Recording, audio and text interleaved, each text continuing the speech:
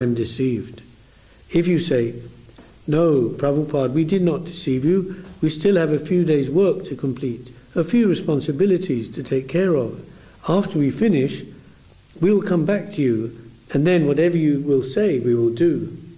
I will say, there's no need for all of that. If someone says, my house is on fire, let me put out the fire, and then I will come. I will say, there's no need for that. Bit extreme, don't you think so? Okay. The destination of you, our, and everyone's self-interest is Sri Krishna. The living entity has no other duty than to serve him. If the whole world is destroyed by fire, it does not do you any harm. You are the transcendental eternal soul. You have no duties other than serving Krishna. All your fulfillment lies in the lotus feet of Krishna. At that time, I finally surrendered at his lotus feet. I realized that it is true that we want happiness, peace, and bliss. But whatever we want, through that, we unconsciously want only Krishna, because he is the reservoir of all bliss.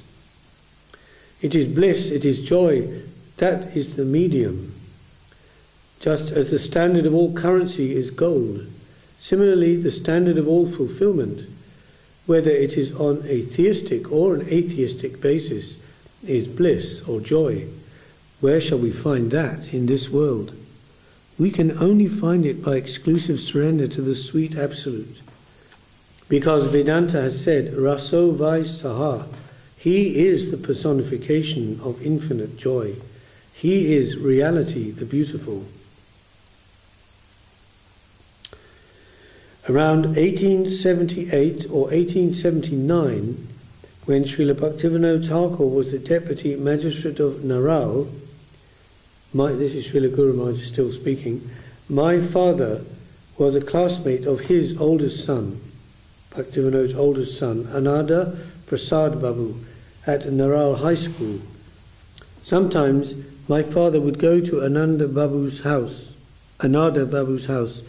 and have the good fortune of having the darshan of Srila Bhaktivinoda Thakur. I've heard from my father that Srila Thakur, while residing at Naral, used to travel to nearby places on his houseboat, such as Kalia, Logagara, and Lakshmi Pasha, to inspect the local proceedings and attend trials at law. At these times, many fortunate people were able to hear about the pure devotional path of Gauriya Vaishnavism from him.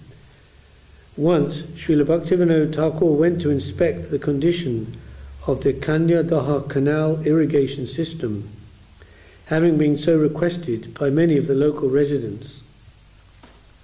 So we've been reading the last few weeks about the life of Bhaktivinoda Thakur from his own memoirs, and this was when he was still in government service. He was a district sub-magistrate under the British government at the time.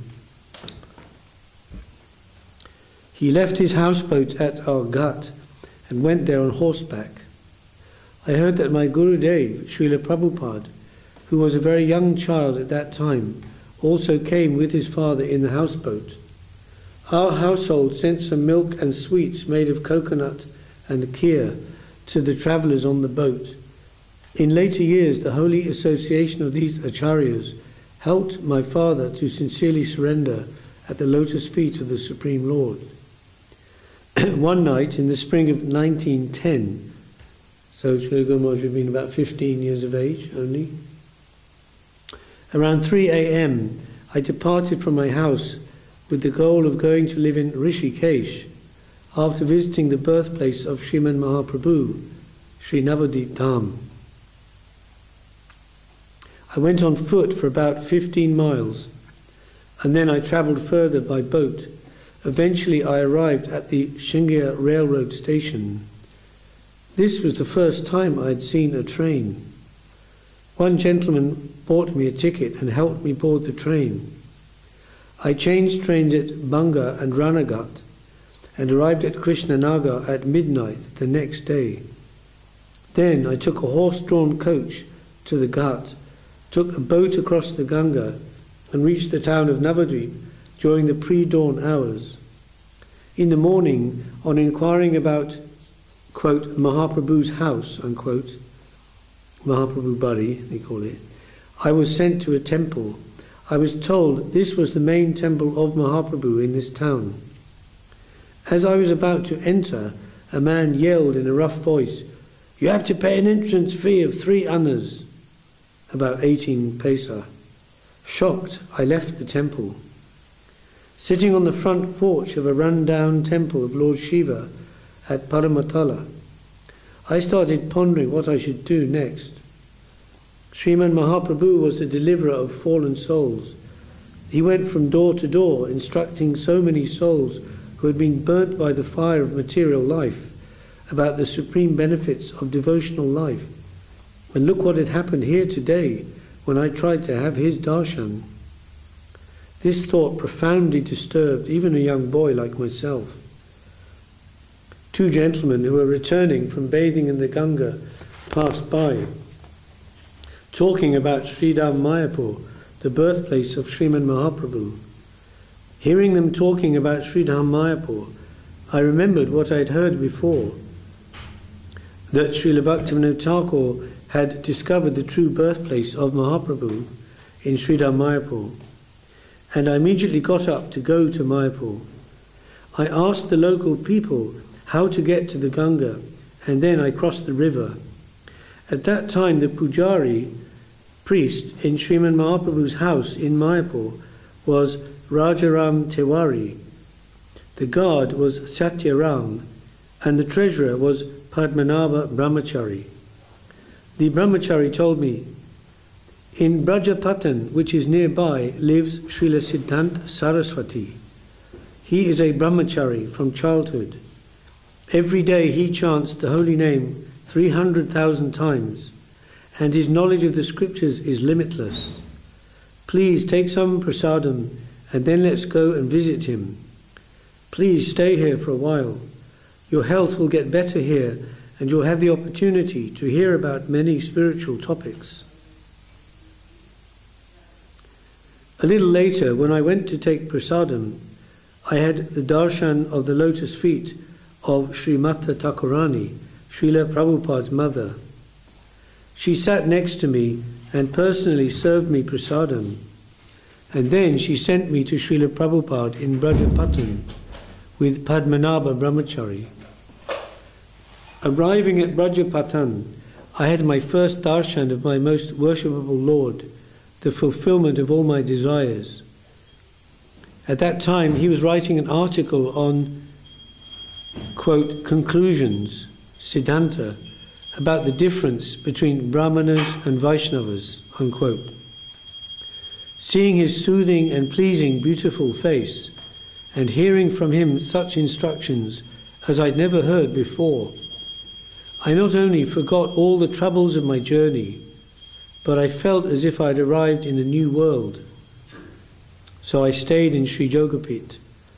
Every day I would do a little bit of service, and around 3 o'clock in the afternoon I would go to Srila Prabhupada in Brajapatan and hear him read from his articles and his commentaries on Sri Chaitanya Charitamrita.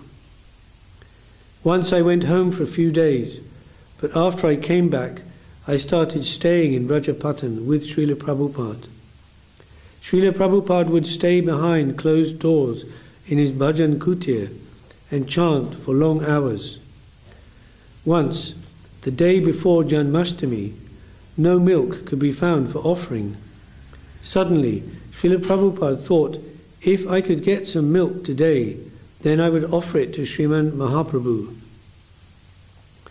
As soon as he had this thought, he chastised himself in his mind and thought, am I thinking this because I am afraid of the prospect of fasting without water tomorrow?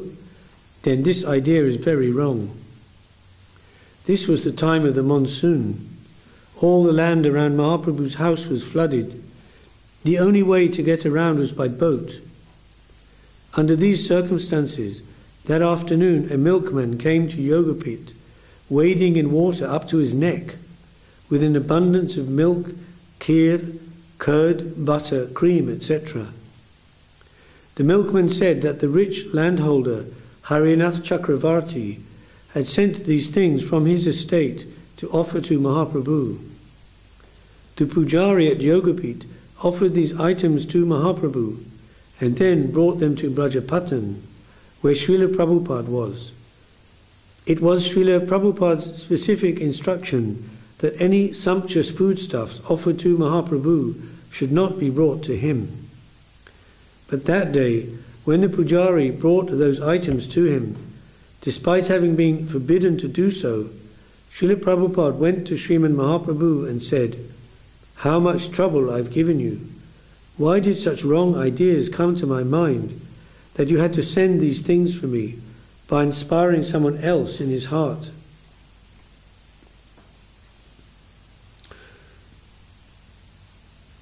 Okay, here's another remembrance from the memoirs of Sripad Paramananda Vidyaratna, quoted in the magazine Saraswati Jayashri, edited by Sri Sundarananda Vidya Vinod, Calcutta, Bagbazar, Calcutta. Okay, so this Paramananda Vidyaratna, obviously, evidently, he's a disciple of Bhaktisiddhanta Maharaj, who is a disciple of Srila Prabhupada, Saraswati Thakur. So he's like a grand disciple. But like that. He says, Srila Gurudev, that's Srila Bhaktisiddhanta Maharaj. Srila Guru Maharaj tells quite a lot of stories about how he was preaching with him, Madhava Maharaj, together in those days. His name had been Hayagriva Brahmachari before sannyas. Then he's Bhaktisiddhanta Madhava Maharaj. He's one of the main preaching sannyasis of Srila Saraswati Thakur. And some of his books are still available, I've seen them. So this disciple, Paramananda, says, Srila Gurudev, that's Madhava Maharaj, went to Calcutta to visit Sri Navadip Dham with a few of his young friends, including Sri Narayan Chandra Mukhopadhyay, later Srimad Bodhayan Maharaj. They had heard about the very beautiful place called Sri Mayapur, where Sri Chaitanya Mahaprabhu had appeared and where now very beautiful deities were being worshipped at the Sri Chaitanya Mat. Even though some people who were against the Gaudiya Mat had tried to confuse him about Sri Mayapur, due to Mahaprabhu's mercy on him, Srila Gurudev, that's Madhava Maharaj, overcame these obstacles and went there in 1925. He could not reach Sri Mayapur before afternoon, and the altar was closed. Srila Gurudev was very disappointed. When a brahmachari servitor saw these good-looking, educated, dignified young gentlemen from Calcutta, he welcomed them with great warmth, very respectfully invited them to accept Mahaprasad, and requested them to wait until the altar reopened. He also told them that a distinguished doctor, Dr. S.N. Ghosh, had been initiated that day, along with his wife, and had sponsored the feast that day. And there's a footnote. In later years, this Dr. S.N. Ghosh, who was known as Sujanananda Das Adhikari, became one of the chief supporters of the Sri Chaitanya Gaudiya Mat, founded by Madhava Maharaj. After honouring Mahaprasad, Srila Gurudev was waiting for the altar to reopen. Then the brahmachari servitor came again and told them, "You do not have anything to do now. Our Gurudev is here. If you see him, you will be benefited by hearing Hari Katha from him, and we will also get the opportunity to hear Hari Katha again." Srila Gurudev and his friends heartily accepted this proposal, and so they went to Srila Prabhupada's Bhajan Kutir. Seeing Srila Prabhupada's sweet, long, golden, transcendental, effulgent divine form, they were in awe and considered themselves very fortunate to be in his presence. They'd been to many places of pilgrimage, but nowhere had they seen such a self-effulgent saint. They immediately realized that he was an intimate associate of Mahaprabhu. He was a great personality from the spiritual world. Srila Gurudev realized that Srila Prabhupada must be the spiritual master whom Providence had ordained for him, by surrendering to whom his goal will be fulfilled. They offered their obeisances to Srila Prabhupada with great respect and sat down. Srila Prabhupada asked them their names and so forth, and then asked what their purpose was in coming there. Srila Gurudev said he had heard the name of Sri Mayapur, and he'd heard that beautiful deities were being worshipped there, so he had come to visit the deities. Srila Prabhupada asked him if they had not seen deities anywhere else. Srila Gurudev answered that they had been to many temples all over India and had seen many deities. Then Srila Prabhupada asked, when he was asking these questions, he's got a motive, right? He's leading to something. Saying, oh, you've seen many deities around India. But then he asked them whether this had done them any good. Now Srila Gurudev was in anxiety. He did not know what to say. One was supposed to be truthful to a saint. Srila Gurudev said he did not know if it had done him any good. He only visited the deities because he was supposed to. Srila Prabhupada told them in an encouraging tone, of course, one is supposed to see the deities, but before we see them, we have to learn how to see them. One cannot see their lordships with the eyes of desire, but only with the eyes of love. Srila Gurudev and his friends listened to Srila Prabhupada's Hari Katha for a long time and felt an inexpressible bliss in their hearts. Srila Prabhupada's transcendental form and his powerful words made a deep impression on them. They wanted to know if they could see him again in Kolkata. They were told that in Kolkata a mutt had been founded at number 1 Ultadanga Junction Road, and they could see Srila Prabhupada there. Srila Gurudev and his friends considered themselves very fortunate, and they went back to Calcutta with joyful hearts. He always used to say things like that about the deities. Of course, I'm sure you've heard the famous story in Puri when they were there on pilgrimage, and every morning, in the early morning, they would have Srila Prabhupada, Saraswati Thakur would be speaking, and devotees and disciples would be there. And this one morning, he noticed that one devotee of his was not there, and he asked him, the others, where has he gone? And he said, so-and-so Prabhu, he's gone to have darshan of Jagannath in the temple, which you think, that's a marvellous thing, right? Of course, especially when you're in Puri, of course, everybody will do that and wants to do that. And he said, he's gone for eye exercise. Exercising the eye muscles. It's like, what are you seeing, Like when Lord Chaitanya would see Jagannath, he would see Shama Sundar with flute, he'd fall down in ecstasy. So he said there, you can only see the deity with the eyes of love, not with the eyes of desire. Of course desire spiritually, but I think it means, some desire to get something for one's own kind of self-aggrandizement, knowledge or spiritual evolution, for some more of a selfish type of purpose. So, because it's only through the Guru and Vaishnava and the scriptures that we understand what is the deity and how to see the deity. So he was making that point. So they were very excited and looking forward to seeing Srila Prabhupada again in Calcutta. When Srila Prabhupada wanted to install the deities in the mutt at Sarbog Kamrup, Assam, he sent Srila Gurudev and his senior godbrother Tridandi Swami Srimad Bhakti Rakak Sridhar Dev Goswami Maharaj, along with Sri Janaki Vallabh Brahmachari and other devotees, to do the necessary arrangements beforehand. At that time, Srimad Bhakti Vigyan Ashram Maharaj was in charge of that mutt. Among the devotees in Assam, Srila Nimananda Das Adhikari Prabhu was a learned and charismatic householder very expert in preaching. Everyone expected him to make all arrangements for the bhog and paraphernalia needed for the deity installation.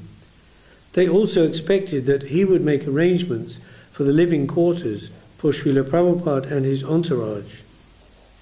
But when Srila Gurudev arrived there a few days before the festival, he was surprised to see that no such arrangements had been made. Srila Gurudev had such a transcendental personality and was so determined to make all effort to do what had to be done that nothing could discourage him. Immediately, he engaged all his energies in finding living quarters for Srila Prabhupada and his associates, and he accomplished his goal with a lot of hard work. Srila Nimananda Prabhu also came with his family to participate in the festival and found a place to stay in the Chaka Bazaar. On Sunday, the 15th of March 1936, Srila Prabhupada arrived at the Sarvabhog railway station with his associates, and they were welcomed with great festivity. Picture.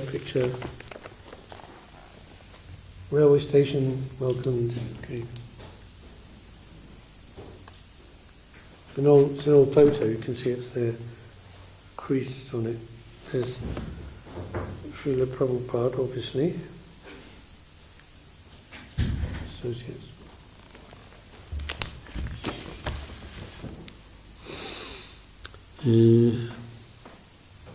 Among those who came with Srila Prabhupada were Srimad Kunja Bihari Vidyabhushan Prabhu, Srimad Paramananda Vidyaratna Prabhu,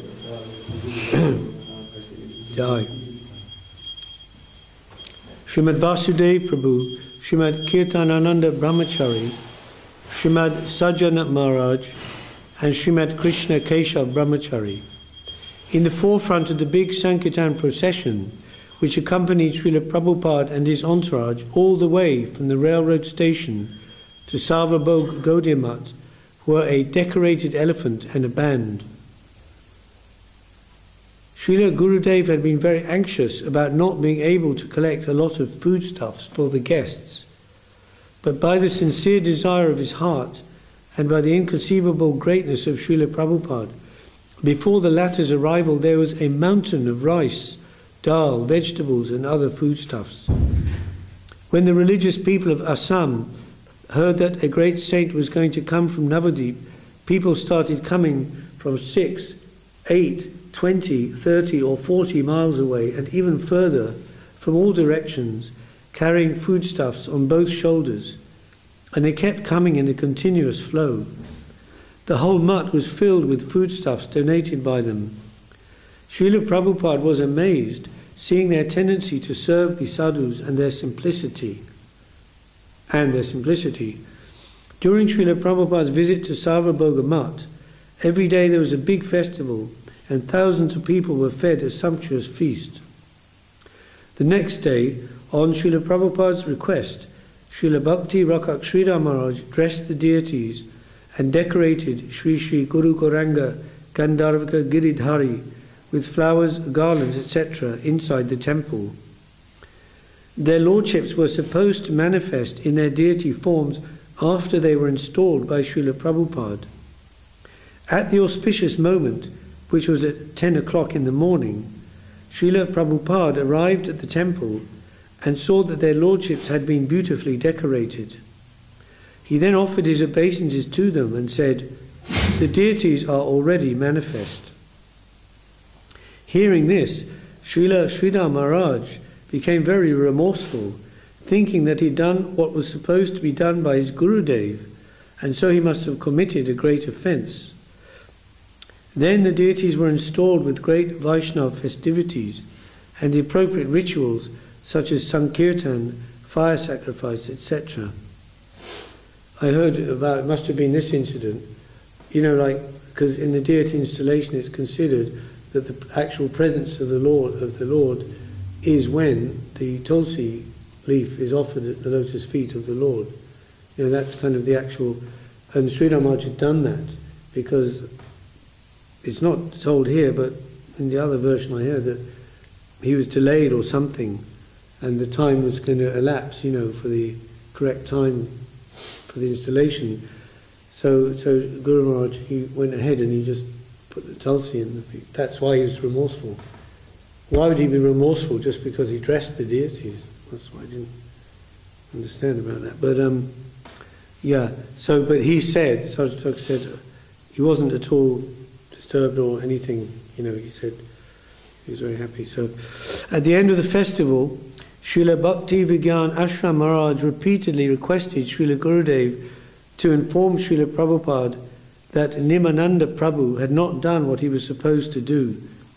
This well-known and charismatic preaching household of Vaishnava was expected to provide all the arrangements and the food and the lodging for the festival. He hadn't done that, so they wanted to inform him. So they asked this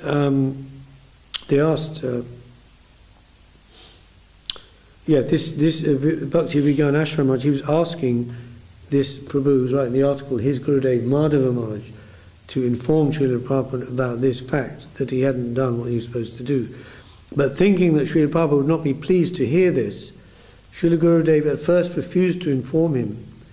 But when he was asked repeatedly, then to keep the honour of his senior godbrother, Srila Gurudev considered submitting this to Srila Prabhupada. One day when Srila Prabhupada was pacing up and down the front porch, and Srila Gurudev was following him and fanning him, talking to him about a few other things, he brought up the subject of Nimananda Prabhu. Srila Prabhupada immediately became angry and chastised Srila Gurudev. Srila Gurudev became very repentant, realizing this was not pleasing to Srila Prabhupada. Immediately, Srila Prabhupada changed his mood and started praising Srila Gurudev with great affection. But Srila Gurudev was not happy to hear this, thinking that Srila Prabhupada was afraid that Srila Gurudev would not be able to tolerate his chastisement. Do you get it? You're following it? Okay. Then Srila Prabhupada gave Srila Gurudev many valuable instructions and indirectly let him know that he was very dear to him. So he wasn't pleased that he'd made that criticism, looking at the service of another devotee and being critical about it. But at the same time, he also praised him for his own service. But then he said, Srila Prabhupada said, "Why do you want so much, and why do you suffer so much?"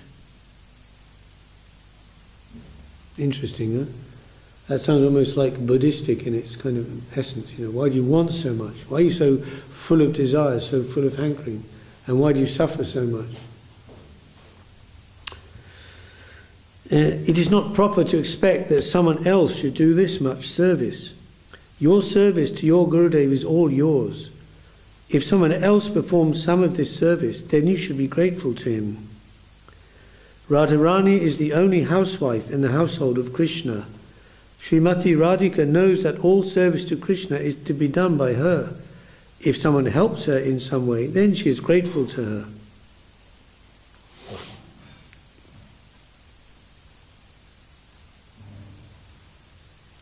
And there's another example, which you may also have heard similar to this, when Srila Prabhupada Saraswati Thakur was in Calcutta and he was supervising his commentary on Chaitanya Charitamrita. If you read in the Chaitanya Charitamrita of Srila Swami Maharaj, Prabhupada, he's got the Anubhasya commentary, is often mentioned there, Saraswati Thakur's commentary. So when he was composing that, and it was coming off the press, sheets in those days, coming off like this, sheets and stuff, and he was there doing that and checking them, checking the proofs. And then in the Mat, in Bag Bazaar Mat in Calcutta, and then there was some issue going on somewhere else in the Mat about some money issue from the treasury. Some money had come in, they hadn't found the receipt, or someone had lost the receipt, or something like this. So the devotee in charge, the treasurer devotee, at that time he came in to the press room where Srila Prabhupada was doing that proof, and started to try to tell him about this problem, practical problem. And there were some other devotees there, of course, with Srila Prabhupada. And one of them, he tried to sort of shoo him out, say, oh, not now, not now, you know. Srila Guru Maharaj is doing this important work, you know, for commentary, Chaitanya Charitamrita, for, you know, future generations, so important. Why don't disturb with these issues? And Srila Prabhupada heard and he said, no, this is very important because everything going on in the mutt is under the guidance of Radharani. She's the mistress of every aspect of Krishna's household. So nothing is like more or less important than anything else that way. Yeah, there's something similar as to here. Like this. I'll read a little bit more. Finish. When Srila Gurudev wanted to explain the glories of Sharanagati, you know, Madhava Maharaj, to his disciples, he frequently referred to one incident at the Sarvabhaug Mutt. This is the one in Assam now.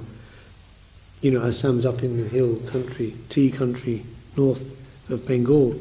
Srila Sridhar Maharaj was very anxious, thinking that he had committed a great offence by doing what was supposed to be done by Srila Prabhupada.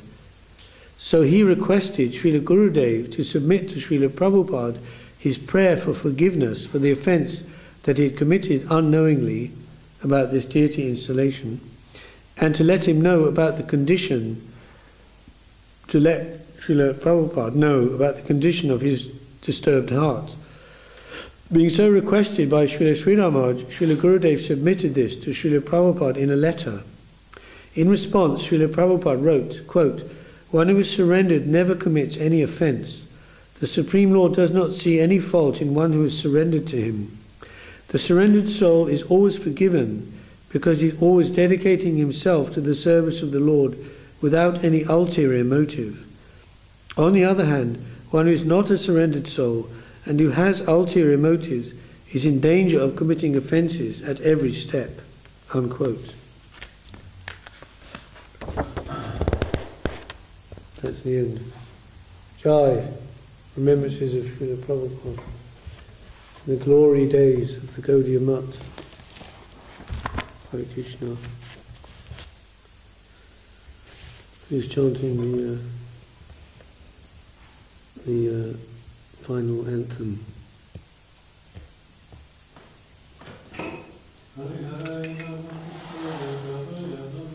Hari Hari Nama Krishna Yadavaya Nama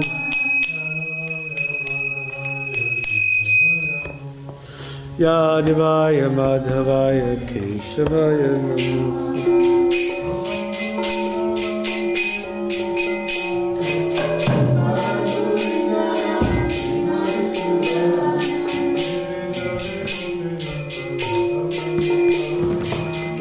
Hari Gopi Natam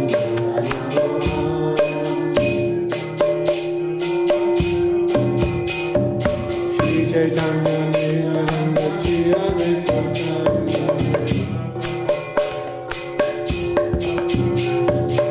Radha Radha Shri Sari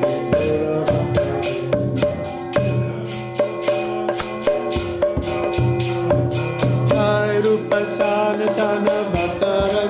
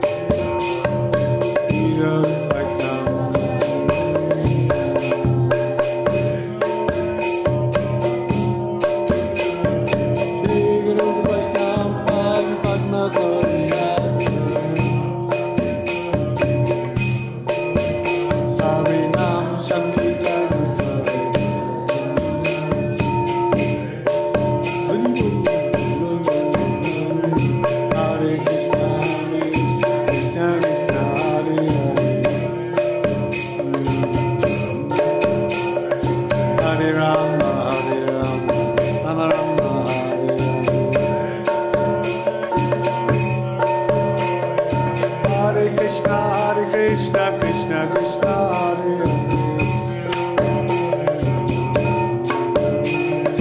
Hare Ram, Hare Ram, Ram Ram Hare Hare.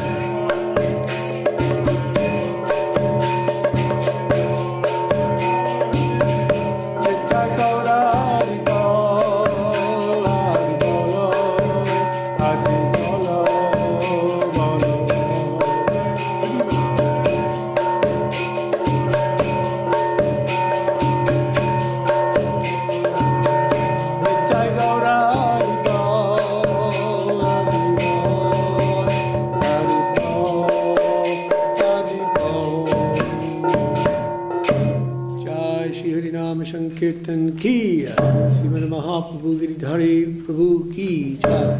Jai Shri Srila Bhagavan Bhaktisiddhanta Saraswati Thakur Prabhupada Tirubhav Mahotsav ki jai.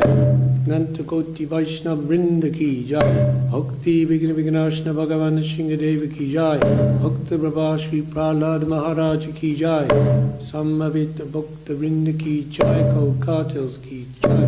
Shri Harinam Sankirtan ki jai. Gaura Premanande